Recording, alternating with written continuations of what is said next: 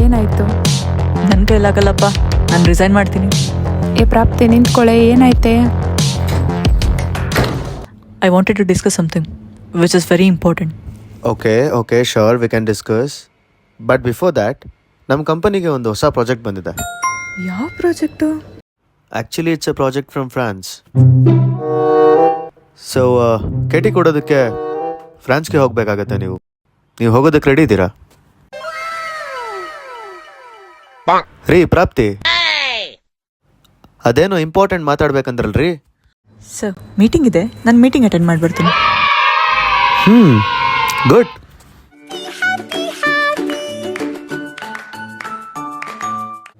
ಏನೈತೆ? ನಮ್ಮ ಮ್ಯಾನೇಜರು ನುಳ್ಳರು ಗೊತ್ತಾ?